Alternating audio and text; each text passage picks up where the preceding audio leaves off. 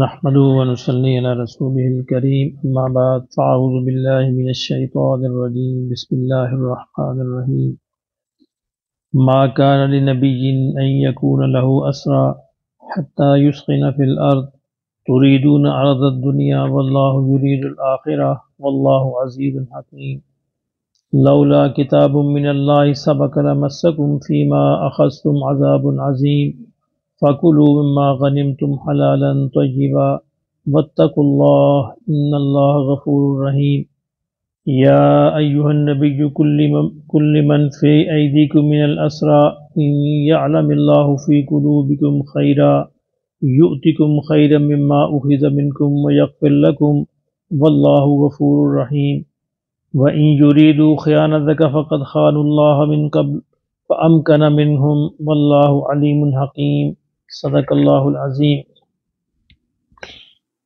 آپ کو یاد ہے کہ یہ پوری سورہ انفال تقریباً آخری آیات تک ہم پہنچ چکے ہیں۔ ساری کی ساری غزوہ بدر کے پس منظر میں بات ہو رہی ہے کہ اس کے اندر مسلمانوں سے کیا غلطیاں ہوئیں، مسلمانوں کو کیا سبق ملنے چاہیے، کیا نصیحتیں ہونی چاہیے، ساری باتیں اللہ رب العزت نے پوری تفصیل کے ساتھ یہاں پہ بیان فرمائی ہیں۔ اور پیچھے ہم نے دیکھا کہ اللہ رب العزت نے وہ ضابطہ بھی بیان فرمایا کہ کافروں اور مسلمانوں کے درمیان کیا نسبت ہونی چاہیے، جنگ کی تعداد کی نسبت کیا ہونی چاہیے۔ پہلے 1 اور 10 کی نسبت تھی، پھر اللہ نے اس میں تخفیف کر دی، پھر اب 1 اور 2 کی نسبت قیامت تک کے لیے باقی ہے۔ آپ کو یاد ہے کہ یہاں پہ کافروں کے 70 بڑے بڑے سردار مارے گئے اور 70 ہی قیدی ہوئے۔ اب جب قیدی ہوئے تو ان قیدیوں کے بارے میں یہ مشورہ کیا گیا، نبی صلی اللہ علیہ وسلم نے صحابہ سے مشورہ کیا کہ ان کے کیا کرنا چاہیے۔ کچھ صحابہ نے جیسے حضرت عمر تھے تو یہ کہا کہ ان کو قتل کر دینا چاہیے، اور کچھ صحابہ جیسے حضرت ابوبکر صدیق تھے انہوں نے کہا کہ نہیں، ان کو قید کر لیں اور ان کو فدیہ لے کر چھوڑ دیا جائے۔ تو نبی صلی اللہ علیہ وسلم نے بھی یہی فیصلہ فرمایا کہ ان کو فدیہ لے کر چھوڑ دیا جائے۔ اس پس منظر میں جب یہ ساری باتیں ہوئیں اور فدیے کا اعلان ہوا تو فدیہ لے کر چھوڑا گیا، تو کافروں نے یہ پروپیگنڈا کرنا شروع کر دیا، تو کہنا شروع کر دیا کہ بھئی اصل میں مسلمانوں نے جنگ کا ڈرامہ اس لیے کیا تھا، یہ پیسے کمانا چاہ رہے تھے، یہ قیدی بنانا چاہ رہے تھے ہمیں، اور اس کے بدلے میں پیسے کمانا چاہ رہے تھے، تو یہ سارا ڈرامہ جنگ کا اس لیے ہوا تھا۔ یہ اس طرح کا پروپیگنڈا پھر اس کے بعد شروع ہو گیا۔ اللہ نے اس کا جواب دیا، اور یہ بھی پروپیگنڈا کیا گیا، دیکھو کہتے ہیں میں نبی ہوں، کہ نبیوں کی یہ شان ہوتی ہے کہ جناب لوگوں کو ماریں، قتل کریں اور قیدی بنائیں، فدیے لیں، یہ وغیرہ وغیرہ، یہ پروپیگنڈا تھا۔ تو اللہ نے اس کا جواب دیا یہاں پہ، ما کان لنبی ان یکون لہ اسرا، فرمایا کسی نبی کو یہ زیب نہیں دیتا، کسی نبی کو یہ زیب نہیں دیتا ان یکون لہ اسرا، کہ اس کو قیدی، وہ لوگوں کو قیدی بنائے، حتی یسخن فی الارض، یعنی اور اس لیے وہ قتل و غارت کرے، اس لیے خون بہائے اور زمین پر، کہ لوگوں کو قیدی بنائے۔ کہا تریدون عرض الدنیا، اے قریش کے لوگوں یہ تم ہو جو دنیا چاہتے ہو، یعنی قریش کے لوگوں کو یہاں مخاطب کیا جا رہا ہے کہ تم ہمارے نبی پر الزام لگاتے ہو، نبی پر، کسی نبی کی یہ شان ہی نہیں ہے، یہ تو ایک مجبوری تھی، تم نے خود مجبور کیا تھا اس جنگ میں آنے پہ، وہ جنگ کے اندر آئے، پھر اس کا جو فیصلہ تمہیں قبول کرنا چاہیے۔ البتہ اگر نبی اپنی اس شان کے مطابق کام کرے تو نبی کو یہ زیب نہیں دیتا کہ وہ لوگوں کو قید کرتا پھرے، خون بہائے۔ یہ تم ہو، تریدون عرض الدنیا، یہ تم ہو جو دنیا کو چاہتے ہو، واللہ یرید الآخرہ، اللہ تو آخرت چاہتے ہیں۔ جب اللہ آخرت چاہتے ہیں تو پھر اس کا مطلب مسلمان اور نبی بھی آخرت چاہتے ہیں، یہ ان کا مقصد تو آخرت ہے، ان کا مقصد دنیا اور پیسے کمانا اور مال غنیمت اکٹھا کرنا اور فدیے لینا نہیں ہے۔ واللہ عزیز الحکیم، اور اللہ تو بڑے غالب اور حکمت والے ہیں، اللہ جو چاہے کر سکتے ہیں۔ لولا کتاب من اللہ سبق لمسکم، فرمایا اللہ نے فرمایا کہ اگر اللہ کی تقدیر میں، اللہ کی کتابوں میں یہ نہ لکھا ہوتا کہ تمہیں مہلت میں، یعنی کیا لکھا ہوا تھا کہ تمہیں اللہ نے ابھی اور مہلت دینی ہے، یعنی اللہ کی کتابوں میں، اللہ کی تقدیر میں یہ تھا، اللہ کا فیصلہ یہ تھا کہ تمہیں کچھ اور مہلت دی جائے۔ فرمایا اگر یہ نہ لکھا ہوتا، لولا کتاب من اللہ، اگر یہ نہ لکھا ہوتا، سابق لمسکم فیما اخذتم، کہ جو اس سے پہلے موجود تھا اللہ کی کتاب میں،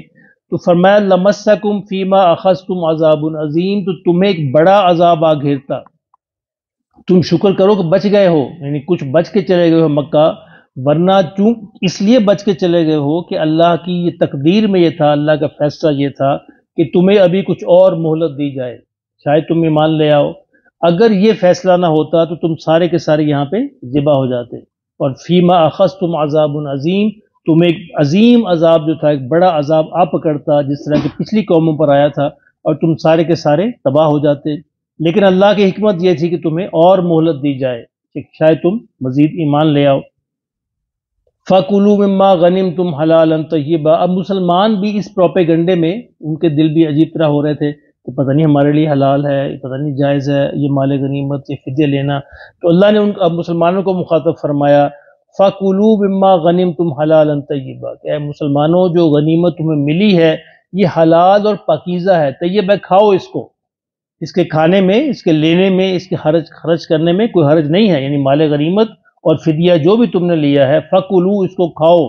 مما غنمتم حلالا طیبا، جو بھی غنیمت تمہیں حاصل ہوئی ہے یہ حلال بھی ہے، طیب بھی ہے، پاکیزہ بھی ہے۔ واتقوا اللہ، اور اللہ سے ہمیشہ ڈرتے رہو، ان اللہ غفور الرحیم، کہ بے شک اللہ معاف کرنے والا اور رحم کرنے والا ہے۔ یعنی پہلے کافروں کو خطاب کیا گیا اور نبی صلی اللہ علیہ وسلم کی جو شان ہے وہ بیان کی گئی کہ ان کو زیب نہیں دیتا، اور پھر ان کو بتایا گیا کہ تم اس لیے بچ گئے ہو کہ اللہ کی تقدیر میں، اللہ کی حکمت میں یہ تھا کہ تمہیں ابھی کچھ اور مہلت دی جائے، ورنہ تم سارے کے سارے تباہ ہو جاتے۔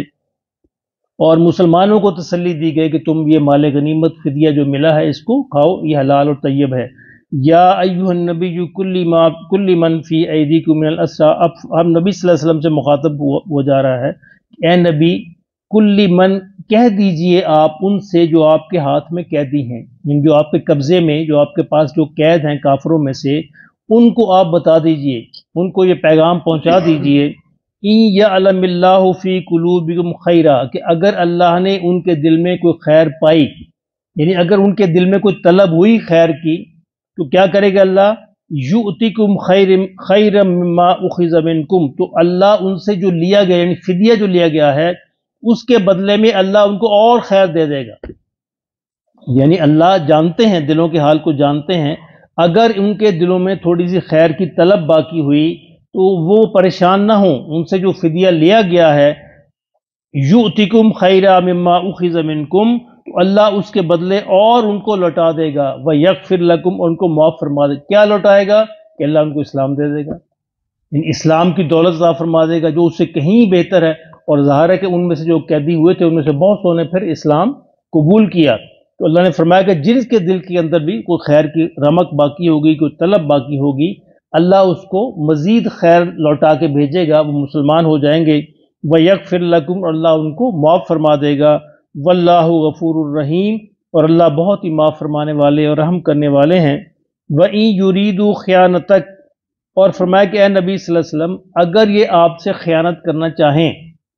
اگر یہ چاہیں، یعنی اب بھی اگر یہ چاہیں کہ آپ کو خیانت سے مراد دھوکہ دیں، کہ آپ کو دھوکہ دیں، فَقَدْ خَانُوا اللَّهَ مِن قبل، تو اس سے قبل انہوں نے اللہ سے بھی خیانت کی ہے،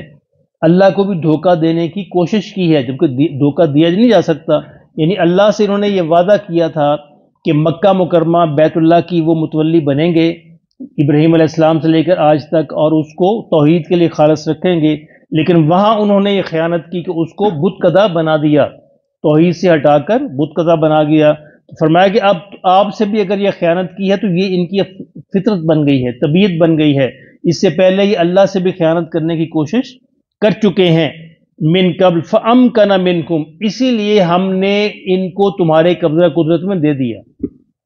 یعنی اسی سزا کے طور پر جو انہوں نے اللہ سے خیانت کی تھی، ہم نے تمہیں ان پر کنٹرول دے دیا،